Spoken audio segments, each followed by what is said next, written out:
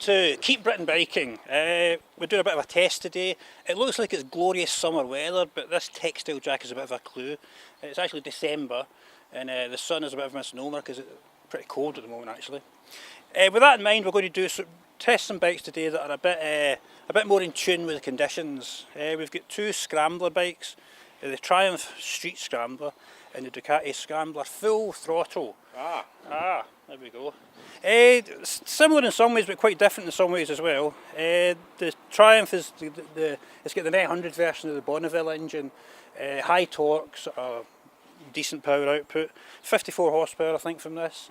The Ducati uses the 800 engine that all the Scramblers have got, I think. Yeah, it's the old monster engine, but it's got 73 horsepower, so we're a little bit up on your Triumph. Okay.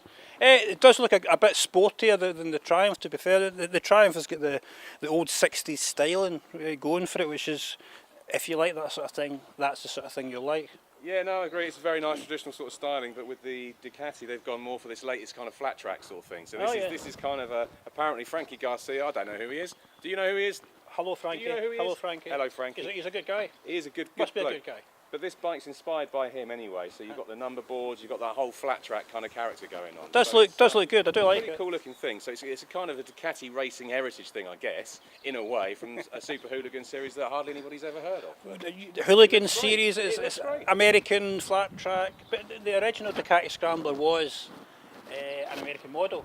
Yeah. It was.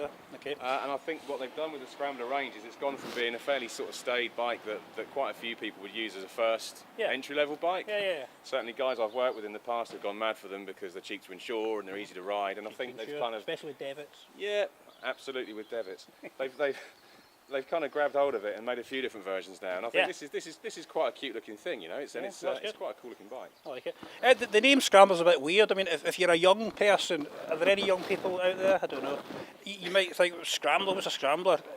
A Scrambler is what they called sort of motocross enduro bikes in the 60s, I think, isn't it? Yeah. You're an off-road man, you know. Yeah, scrambling in the past, it was always pre-sort of motocross, really. It was motocross, but scrambling back in the day was the days before big jumps, you know, when things had like girder forks and all the rest of it. So these were like really old, sort of old school off-road racing bikes. Yeah, 50s and 60s. Yeah, absolutely. And then the term scrambling changed to motocross, and people started doing all sorts of stuff. But high-level exhaust, stuff like that. Yeah. I mean, this does look a little bit like a Scrambler from the 60s. It does, yeah, which is, you know, there's a massive disparity in the styling between these, and it's two different kind of off-road sports of different eras, which is quite an interesting sort of cosmetic thing, really. Do you think this means that in 40, 50 years' time, we'll all be riding about on electric off-road bikes, styled to look like a KX500? You never know. Who knows? I don't have a crystal ball. We don't have a time machine or a crystal ball.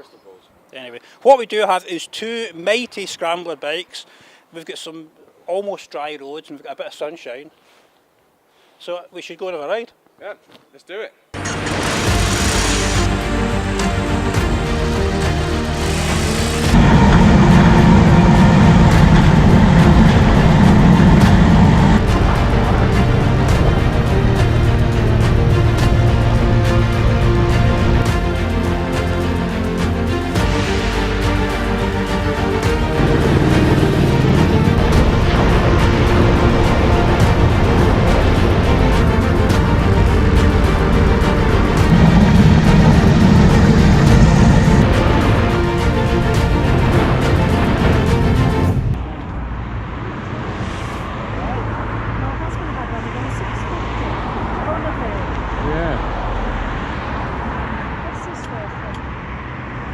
About 8,000, I think. Not either. It's a Ducati, about similar value. Both good bikes. Yeah, they're very nice. I don't know if they've changed or not. It might have been tweaked a bit. They painted it yellow, and it's kind of... I think it was always yellow. Alright, let's start again. This is good stuff, man. This is quality stuff. On the face of it, it's quite a basic engine, this Triumph. It looks air cooled, but it's liquid cooled. It's got water cooled heads and barrels, I think. And 54 horsepower isn't a lot for a 900, but it's quite pleasant to ride. It's only got a 5-speed box, which caught me out at first. I kept trying to change up to 6. But as a consequence of that, it's a bit more relaxed. Yeah, it goes quick enough, I think. Ducati, a bit revvier certainly. and but it's got that power that comes along with it as well. And it's not revvy and gutless; it's revvy and strong, I think. Yeah, no, absolutely. It's got plenty of power, and you can be fairly lazy with the gearbox, which is really, really slick, by the way. The gear changes are incredibly smooth. They've been working on that for a long time, haven't they? That gearbox, I guess. I think so. Every Ducati you jump on now, the gear changes, the gear shift is so slick and so smooth. It's really easy, but it's got enough torque. It's not wheezy at the bottom end, but it definitely got more going on at the top end.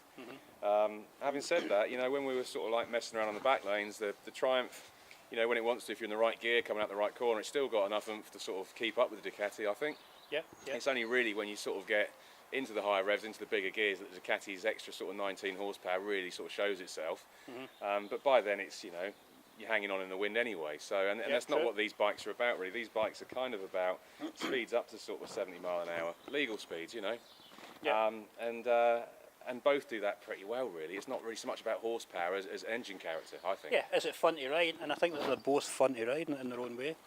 Quite impressed with the tyres on these.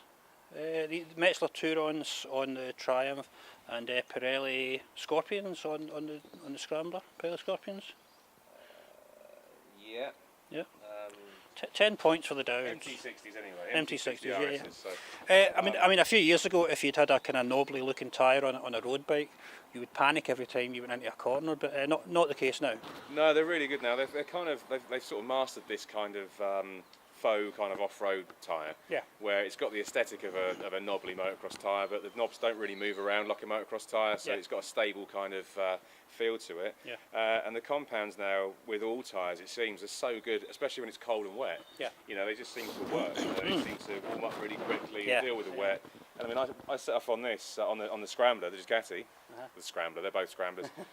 Off on the Ducati on totally unscrubbed, shiny tyres, and I was a bit worried, but 2 or 3 corners later, the bike felt fine and didn't have a single moment from it. So yeah, they're really impressive.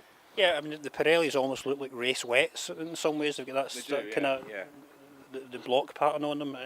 But yeah, no worries with those, and I think they last well as well. Yeah, absolutely. The durability should be good. I mean, I don't know if they're dual compound. I don't think they are, but yeah, the grip and feedback from them's. I was surprised. I thought they were going to feel really vague, really woolly, probably not have a lot of grip. Yeah. But no, they're really good. Yeah. One area where the Ducati has a bit of an advantage, really, just looking at it, is the brakes. The front brake in the Ducati, it's got a big 320mm disc, 4-piston Brembo caliper on there.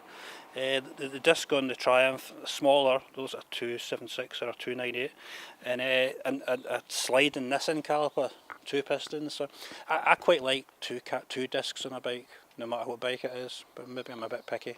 No, I agree. I tend to prefer 2 discs, but I think it's a styling exercise as much as anything with these, you know. And cost saving.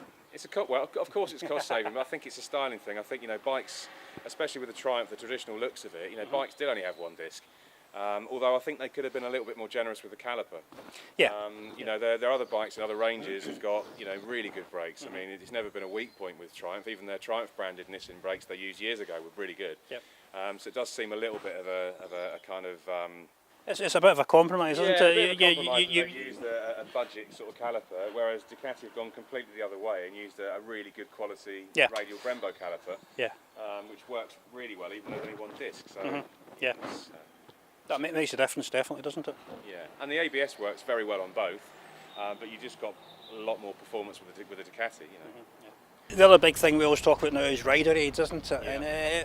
And they've got a decent package, these bikes. They don't have anything amazing. There's no IMU systems or programmable slide angles or any of that kind of stuff that you get on Panagallis and the like. But they've got the basics and done in quite a good way, I think. Because they've got the off-road styling, both of them let you turn off the traction control and the ABS.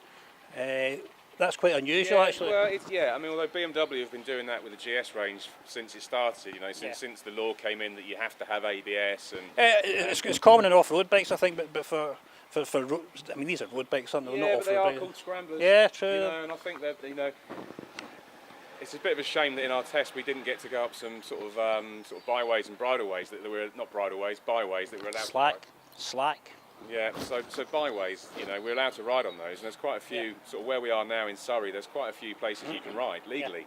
Obviously you've got to be a little bit mindful of other people, but you can ride these things, and they are capable of doing that because they've got the sort of semi-knobbly tyres, they've got a bit of travel on the suspension, and they're quite soft, so... Ground clearance, got a bit of ground clearance. And the ground some clearance, guards. Stuff exactly, like that, so you can go and have a bit of an off-road ride, only as long as it's gentle, sort of thing. But yeah, so having the switchable traction control and ABS is absolutely a must if you're going to do that, because you know, if you try and ride a bike with ABS on a gravelled road, you're asking for a world of problems. So they've catered for that. You can switch the ABS off, you can switch the traction off, and then you've got a bit more of a playful sort of motorbike, really. Yeah, definitely. In terms of clocks, Triumph's quite simple. It's just got one big sort of speedometer with an LCD panel, but in that you can dial up the tachometer, I guess. I don't really like that, but that's the style, and it's just got one clock, and you can control the trips and all that. Gives you the range rundown in terms of the fuel tank, which is good. Ducati, similar deal with the clocks. You've just got the one little speedometer there. Yeah, it's very simple. It's an LCD display. The actual speed is displayed quite big, and it does work surprisingly well in the sunlight. I mean, it's winter, a lot of low sun. It's often, you know, it's often difficult to sort of see what you're doing. But this works really, really well. So you can see what speed you're doing. There's a mode switch. You can change, obviously, your traction control setting in your ABS for when you go off road. And again, yeah, you've got all your usual countdown fuel trips and all the rest of it. So it's very simple, but it just works. Yeah, so, no, good stuff.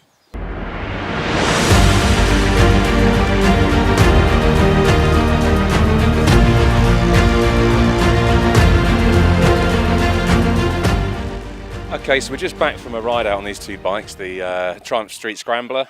It's quite hard to say that, isn't it? It is if you've had a few beers, which we've not had. No beers. No beers here, just coffee. Even if you've not had a few beers, it's a bit tricky to say. I think if you're a bit dry mouth, it's tricky. Anyway, the Street Scrambler and the Ducati Scrambler Full Throttle. Full Throttle. We've just been out on those for a surprisingly good fun blast, wouldn't you say? Considering it's December and it was about 5 degrees when we set out, it's quite nice and it's warm. The sun's appeared and it's warmed our old bones. And I've had fun, definitely.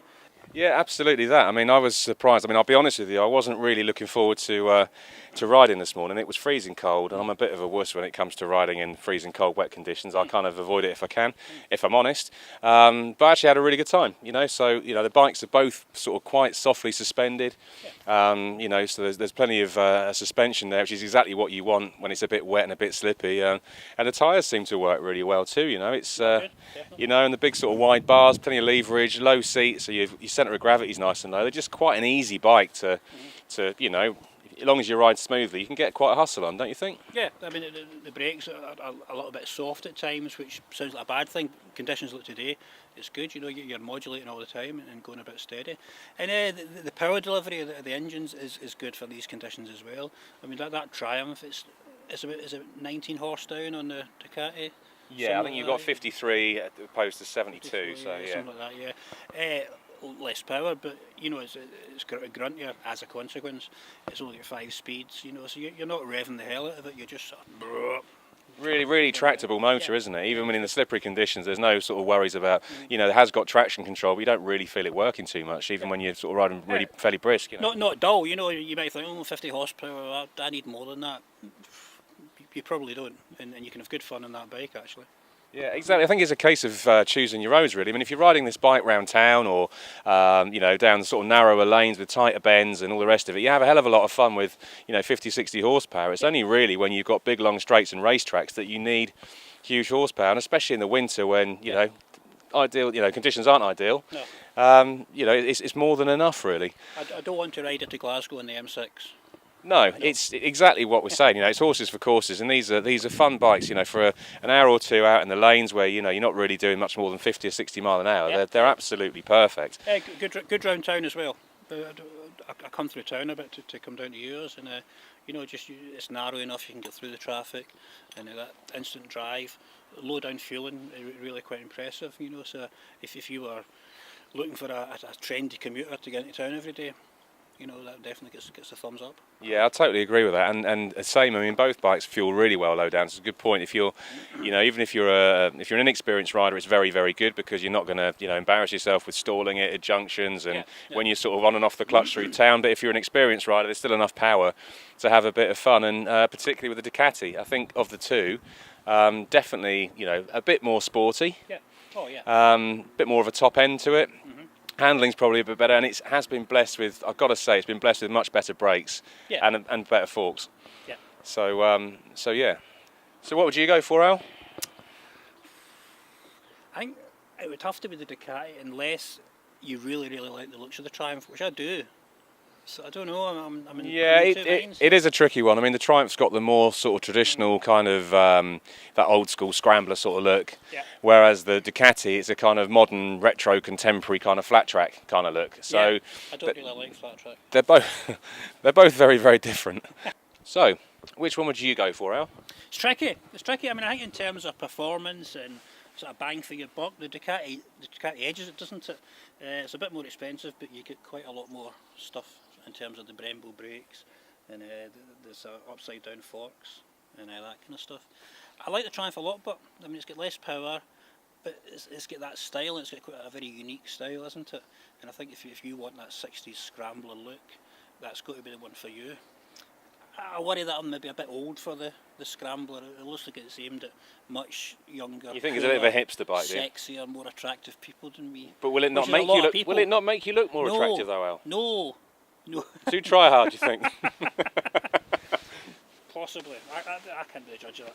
But yeah, no. I mean, if you like the looks of the Triumph, you know, buy it by all means. But I think in terms of just pure, you know, what you get when you twist the throttle, the Ducati's got more, isn't it? Yeah, I'd be inclined to agree. I think the Ducati Full Throttle, a bit of a mouthful, but lots of equipment. You know, the electronics are great, the clocks are good, it looks the business, brakes are fantastic, and it's got, you know, another 19 horsepower, which isn't to be sniffed at.